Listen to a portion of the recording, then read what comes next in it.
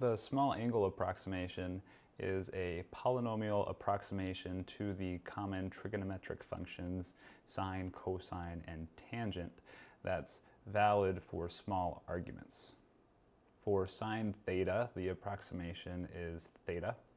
For cosine theta, it's 1 minus theta squared over 2, and you can figure out tangent theta from the other two. It's just equal to theta. And again, these approximations are valid in the domain of small theta, that is theta much less than 1. Now, the easiest way to prove that these approximations are valid is empirically. And if there are any kids watching at home, know that that is not a valid way to prove things. But you don't actually need to know the justification of these approximations to use them. So if you don't want to sit through the arguments in the rest of this video, it's pretty easy to show that these approximations are actually valid. The most straightforward thing we can do is make a table. So let's look at small x values. Let's increment them by 1/1000th to make sure that the argument remains small. And we can compute sine for each of these x values.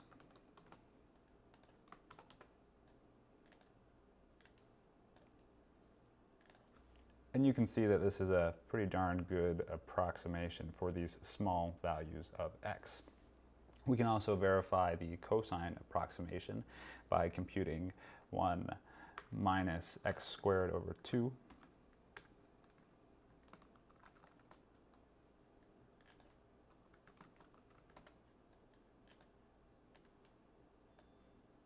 And cosine x as well.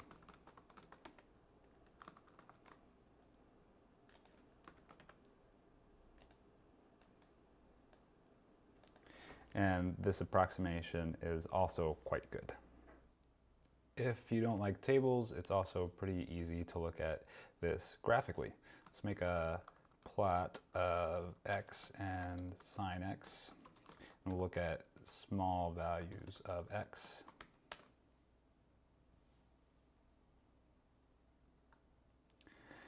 And you can see that x and sine x are basically indistinguishable until we get somewhere beyond 0.2 as the argument. We can also look at 1 minus x squared over 2 and cosine x. And this approximation is also quite good for small arguments. Okay, so we know the approximation is valid, but if you're the curious type, let's also look at why the approximation is valid. And there's two ways to do this. The first is geometric. So let's look at what sine theta and cosine theta mean within a geometric context. If we have a right triangle with hypotenuse length equal to 1, then cosine theta is just the length of this horizontal leg here, x, and sine theta is the length of this vertical leg here, y. So cosine and sine are both lengths in this context, and if we want to compare those to theta, which is an angle, we need to find some way to convert theta into a corresponding length. And if we measure theta in radians, which, by the way, is what everyone uses.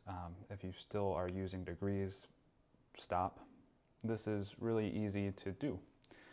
Radians are defined by considering the unit circle, that is, a circle with radius 1.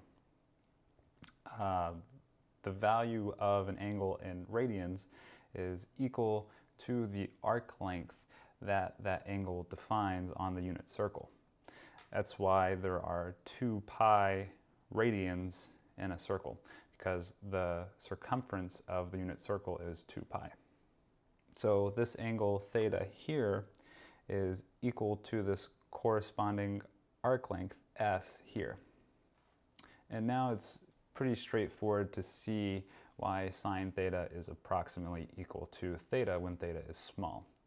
When theta is small, this arc length is basically a vertical line that's equal to this vertical line on this right triangle with hypotenuse length 1.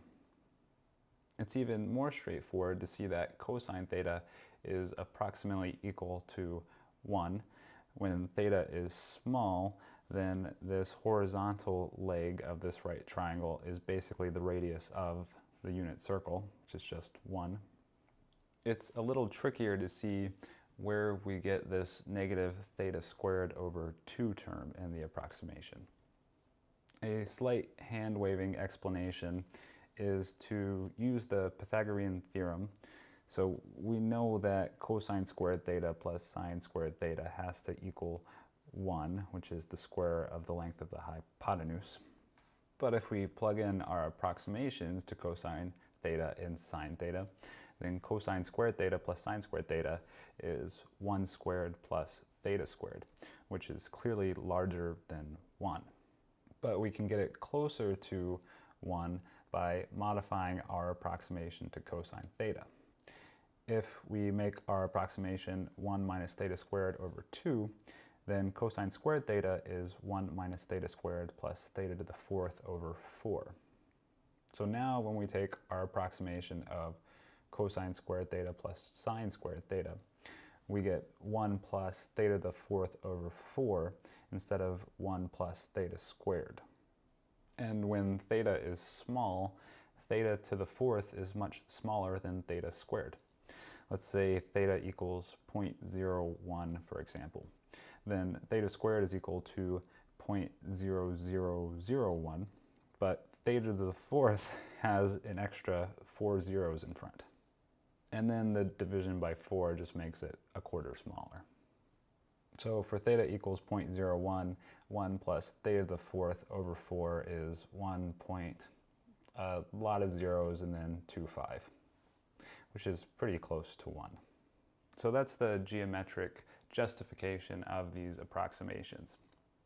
The other and probably better way to view these approximations is as truncations of the Taylor expansions of these two functions, sine and cosine. Now, I should warn you that this explanation probably won't make sense if you don't know calculus, and in that case, you can just fast forward through it. So here's a quick review of Taylor expansions. I'm sure there's dozens of other videos that go more in depth if you want to learn more. Say we have some function f of x, and we're interested in approximating f of x as a polynomial around some special point x star. Now, the easiest approximation is just to say that f of x is approximately equal to whatever its value is at x star. And this approximation is actually going to be perfect at x star and get worse and worse as we move farther away from x star. To make our approximation more accurate, we can throw an extra constraint onto our approximation. In addition to enforcing that our approximation has the same value of f of x at x star, we can also enforce that it has the same first derivative at x star. And this is equivalent to making our approximation the tangent line to f of x at x star. And this is clearly going to perform slightly better than our previous approximation. Now we just continue on in this way. We can force the second derivative of our approximation to be equal to the second derivative of our function, so on for the third, fourth, and all higher order derivatives. And this is what the Taylor expansion is. It's a polynomial representation of our function, and we find the coefficients by matching derivatives. So the Taylor expansion of sine theta about theta equals 0, that is x star in this case is 0, is theta minus theta cubed over 3 factorial plus theta to the 5th over 5 factorial, and so on.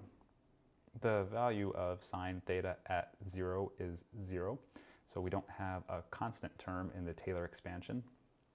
The first derivative of sine theta is cosine theta, and evaluating that at 0 gives 1, so the coefficient in front of the theta term in the expansion is 1, and you can figure out the rest of the coefficients in a similar way. Now, using that same idea we looked at earlier, where if theta is small, higher powers of theta are even smaller, we can just truncate off all of these higher order terms, the theta cubed term, the theta to the fifth term, and so on. Because if theta is small, these are even smaller. So if we just chop all these off, we see that sine theta is approximately equal to theta. And one reason I say the Taylor expansion is a better way to view these approximations is because it actually allows you to bound what the error is in this approximation based on the value of theta. You can read more about bounding the errors on truncated Taylor expansions if you want. It's a little beyond the scope of this video. Okay, so we find the Taylor expansion for cosine theta in the same way, and it is equal to 1 minus theta squared over 2 factorial, or just 2, plus theta to the fourth over 4 factorial, and so on. And chopping off the higher order terms, this is approximately equal to 1 minus theta squared over 2 factorial. Now, the second reason I say the Taylor expansion is a better way to look at these approximations is because it generalizes to functions outside of the trigonometric ones. These approximations are used all over the place in physics. So for example, the one for 1 over 1 minus x is 1 plus x squared plus x cubed, and so on. You can truncate that to 1 plus x. Another famous one is that for e to the x. That one is 1 plus x squared over 2 factorial, and so on. Or again, also approximately equal to 1 plus x. So why are these approximations useful anyway? One obvious answer is that you can impress your friends with them. Let's say someone asks you what 1 over 0.9975 is.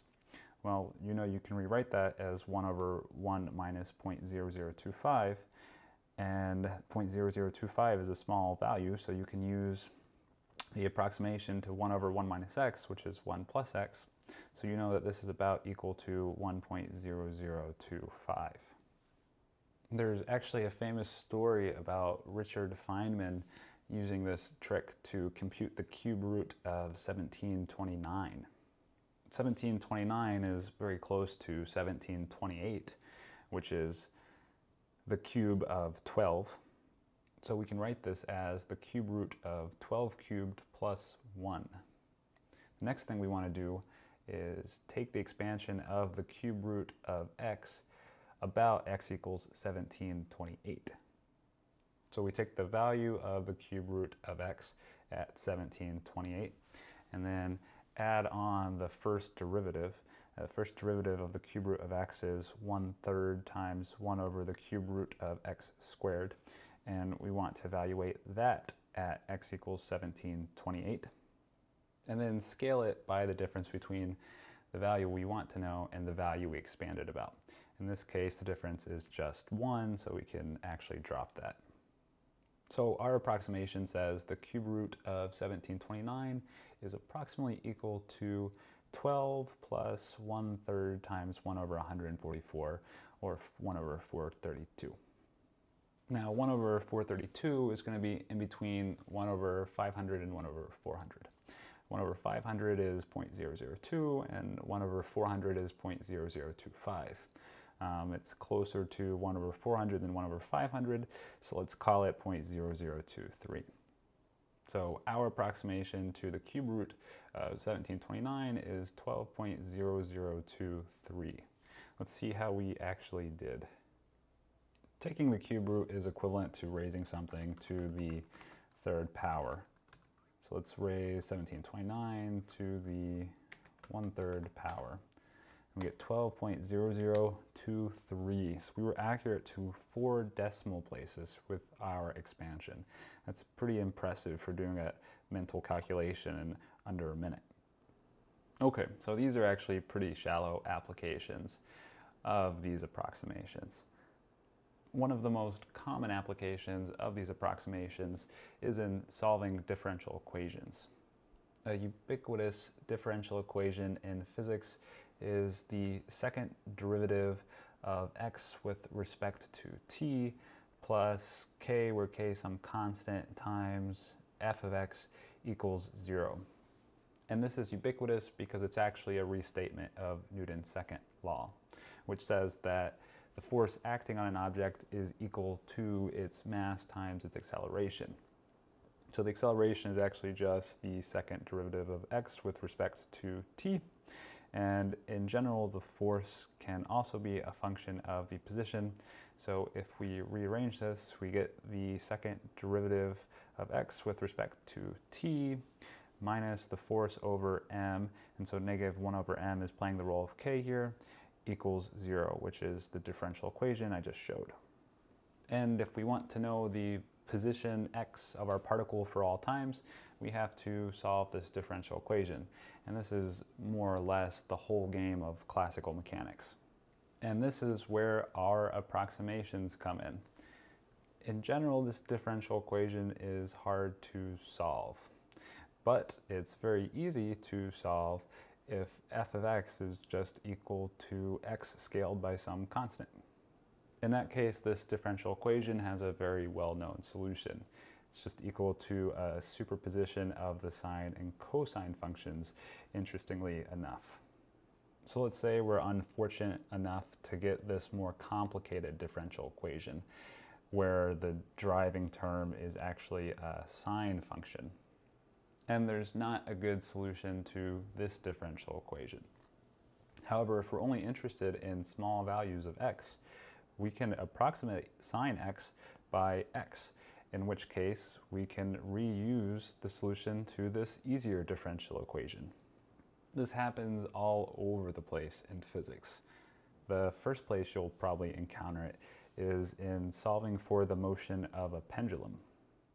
Let's say we have a mass m suspended by a massless rod of length L anchored at some point, and we're interested in knowing this angle theta between the rod and the vertical for all times.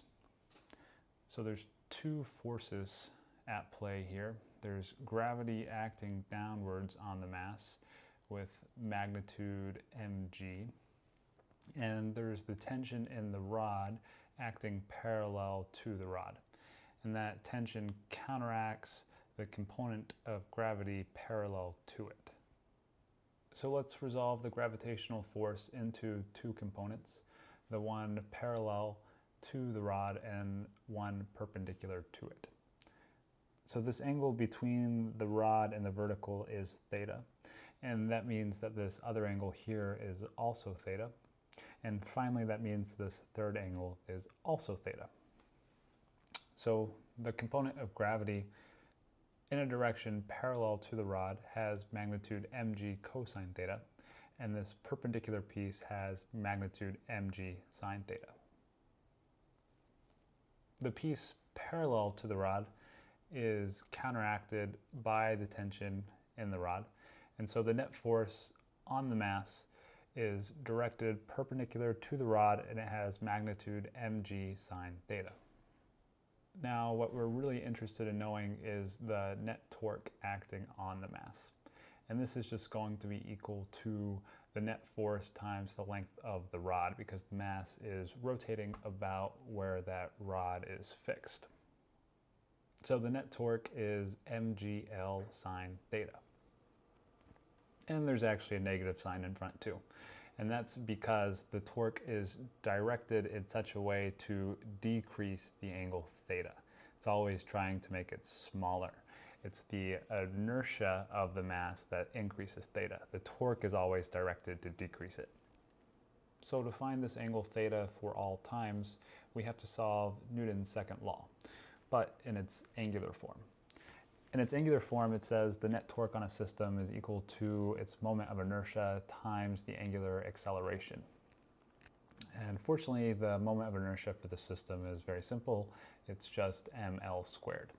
So we have this differential equation, negative mgl sine theta, which is the net torque on the system, equals ml squared, the moment of inertia, times the second derivative of theta with respect to time. And this is the angular acceleration. Or if we rearrange this, we have the second derivative of theta with respect to time plus g over L sine theta equals 0. And this is precisely the differential equation we didn't want to have because it's difficult to solve. Fortunately, if our pendulum isn't making wild oscillations, theta remains small, and we can replace sine theta with its approximation of theta.